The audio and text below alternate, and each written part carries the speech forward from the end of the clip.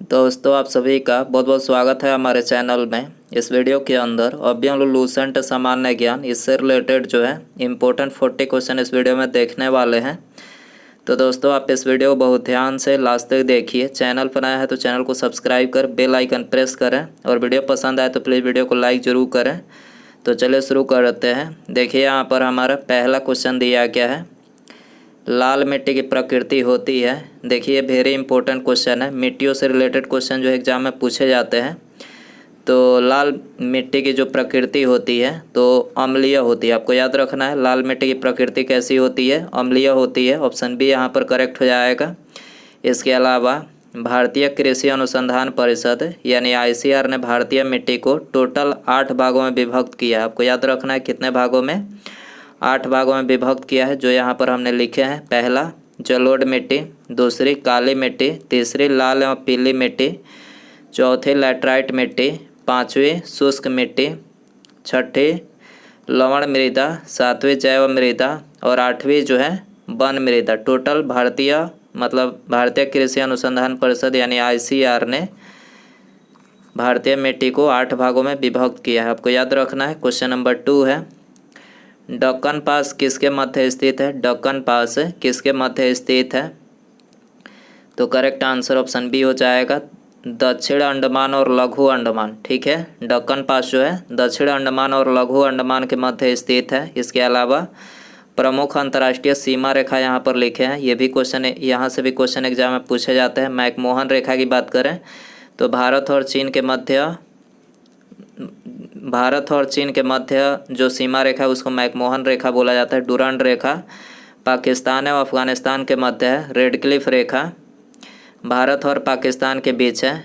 Durand जो रेखा है ये पाकिस्तान और अफगानिस्तान के बीच है। हिंडनबर्ग रेखा की बात करें तो जर्मनी और पोलैंड के मध्य है। मैगिनाट रेखा की बात करें तो जर्मनी और फ्रांस के मध्य। 17वीं समानांतर रेखा उत्तरी और दक्षिणी वियतनाम के बीच है। 38वीं समानांतर रेखा उत्तरी एवं दक्षिणी कोरिया के मध्य है। 49वीं समानांतर रेखा USA एवं कनाडा के बीच है। और 24वीं समानांतर रेखा जो है भारत और पाकिस्तान के बीच है। आपको याद रखना है। क्वेश्चन नंबर 3 है, किसने बहुउद्देशीय नदी घाटी परियोजनाओं को आधुनिक भारत का मंदिर कहा था? किसने बहुउद्देशीय नदी घाटी परियोजनाओं को आधुनिक भारत का मंदिर कहा था? किसने बोला था? तो ये जवाहरलाल नेहरू ने बोला था। ठीक है, ऑप्शन यहाँ पर करेक्ट हो जाएगा। क्वेश्चन नंबर 4 है, किस राष्ट्रीय उद्यान को पक्षियों का स्वर्ग कहा जाता है? पक्षियों का स्वर्ग आपको याद रखना है, किसको बोला जाता है? तो ये केवलादेव घाना नेशनल पार्क को, केवलादेव घाना जो राष्ट्रीय उद्यान है उसको जो है ये पक्षियों का स्वर्ग कहा जाता है। और ये कहाँ पर है? तो ये राजस्थान के भरतपुर जिले में स्थित है। केवलादेव जो घाना राष्ट्रीय उद्यान है कहाँ पर है? राजस्थान के भरतपुर जिले में स्थित है। क्वेश्चन नंबर 5 है, त्रिशूल पर्वत शिखर किस भारतीय राज्य में अवस्थित है? त्रिशूल पर्वत शिखर किस भारतीय राज्य में अवस्थित है? तो ये उत्तराखंड राज्य में अवस्थित है। ऑप्शन सी यहाँ पर करेक्ट हो जाएगा। क्वेश्चन नंबर 6 है, माही सुगंधा किस फसल की प्रजाति है? माही सुगंधा किस फसल की प्रजाति है? तो ये धान की प्रजाति है। ऑप्शन सी करेक्ट हो जाएगा। क्वेश्चन नंबर 7 है, किस पंचवर्षीय योजना में भारी उद्योग को प्राथमिकता दी गई थी? किस पंचवर्षीय योजना में भारी उद्योग को प्राथमिकता दी गई थी? तो ये दी गई थी दूसरी पंचवर्षीय योजना में। ऑप्शन बी करेक्ट हो जाएगा। सर्वप्रथम किस देश में मूल्य वर्धित कर यानी वैट को लागू किया गया? तो सबसे पहले जो वैट को लागू किया गया था तो ये फ्रांस में लागू किया गया था। ठीक है, ऑप्शन डी करेक्ट हो जाएगा। क्वेश्चन नंबर 9 है, एकमात्र सेंचुरी कौन सी है जहां कश्मीरी महामृग पाए जाते हैं? कश्मीरी महामृग कहाँ पर पाए जाते हैं? तो ये दाचीग्राम में पाए जाते हैं। ठीक है, ऑप्शन ए यहाँ पर करेक्ट हो जाएगा। दाचीग्राम राष्ट्रीय उद्यान कहाँ पर है? जम्मू कश्मीर में है। याद रखना है, दाचीग्राम जो राष्ट्रीय उद्यान है जम्मू कश्मीर में है। जीवमंडल सुरक्षित क्षेत्र का उद्देश्य है। जीवमंडल सुरक्षित क्षेत्र का उद्देश्य है। ऑप्शन डी यहाँ पर करेक्ट हो जाएगा। उपर्युक्त सभी है इसका उद्देश्य। कृषि उत्पादों पर प्रयोग और विकास, वन्य उत्पादों पर प्रयोग और विकास, वन्य भूमि के वनस्पति एवं प्राणी का परीक्षण। ठीक है, तो यहाँ पर ये तीनों जो है जीवमंडल सुरक्षित क्षेत्र का उद्देश्य है। क्वेश्चन नंबर 11 है, निम्नलिखित में से कौन सा बल सदैव आकर्षित होती है? कौन सा बल सदैव आकर्षित होती है? गुरुत्वाकर्षण बल जो है सदैव आकर्षित होती है। ऑप्शन डी करेक्ट हो जाएगा। शुष्क क्षेत्र का धनोद यानी एनोड किसका बना होता है? शुष्क क्षेत्र का एनोड किसका बना होता है? तो ये कार्बन का बना होता है। ऑप्शन ए करेक्ट हो जाएगा। किसी बिलियन में बिलियन की कुल मात्रा तथा उससे मिश्रित विलय की कुल मात्रा का अनुपात कहलाता है, क्या कहलाता है? तो ये बिलियन की सांद्रता कहलाता है। ठीक है, ऑप्शन ए करेक्ट हो जाएगा। क्वेश्चन नंबर 14 है, अम्ल क्रियाशील धातुओं के साथ अभिक्रिया करके निम्नलिखित में से कौन सा गैस उत्पन्न करता है? अम्ल क्रियाशील धातुओं के साथ अभिक्रिया करके कौन सा गैस उत्पन्न करता है? तो देखिए हाइड्रोजन गैस उत्पन्न करता है। ठीक है, ऑप्शन ए करेक्ट हो जाएगा। क्वेश्चन नंबर 15 है, क्लोरीन अणुओं के बीच कैसा सहसंयोजक बंधन होता है? क्लोरीन अणुओं के बीच कैसा सहसंयोजक बंधन होता है? तो देखिए एकल सहसंयोजन बंधन होता है। ऑप्शन ए यहाँ पर करेक्ट हो जाएगा। क्वेश्चन नंबर 16 है, आवर्त सारणी के किस वर्ग के तत्वों को सामूहिक रूप से क्षारीय मृदा धातुएं कहा जाता है? आवर्त सारणी के किस वर्ग के तत्वों को सामूहिक रूप से क्षारीय मृदा धातुएं कहा जाता है? तो किसको बोला जाता है? वर्ग 2। ठीक है, वर्ग 2 के जो तत्वों के समूह है उसको क्षारीय मृदा धातुएं कहा जाता है। ऑप्शन बी करेक्ट हो जाएगा। क्वेश्चन नंबर 17 है, लूनार कास्टिक किसे कहा जाता है? तो लूनार कास्टिक जो है सिल्वर नाइट्रेट को बोला जाता है। ठीक है, ऑप्शन डी करेक्ट हो जाएगा। दोस्तों वीडियो पसंद आ रहा है तो प्लीज़ वीडियो को लाइक ज़रूर करें, दोस्तों में शेयर कर सकते हैं। चैनल पर आए हैं तो चैनल को सब्सक्राइब करके बेल आइकन प्रेस करें। अगला क्वेश्चन देखते हैं, निम्नलिखित में से किसका हृदय 4 कक्षीय होता है? किसका हृदय 4 कक्षीय मतलब 4 कोष्ठक के होते हैं?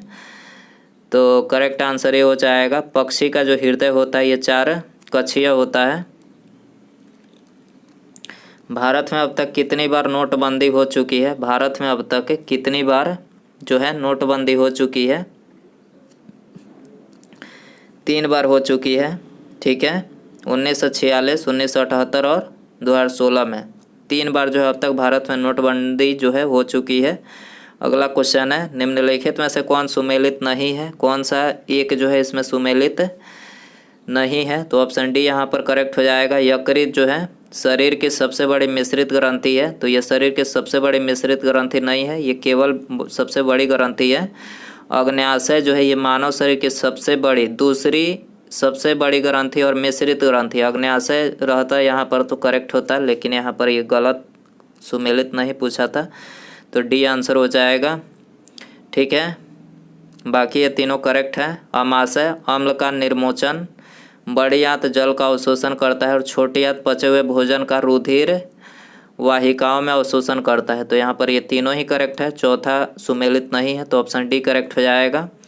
मानव शरीर के परिसंचरण तंत्र के किस भाग में ऑक्सीजन रहित रक्त का प्रवाह होता है? तो ऑक्सीजन रहित रक्त का प्रवाह मानव शरीर के किस परिसंचरण तंत्र के भाग में होता है? तो ये होता है महाशिरा में। ठीक है, ऑप्शन सी करेक्ट हो जाएगा। वाष्पोत्सर्जन के लिए पौधे की निम्नलिखित रचनाओं में कौन जिम्मेदार है?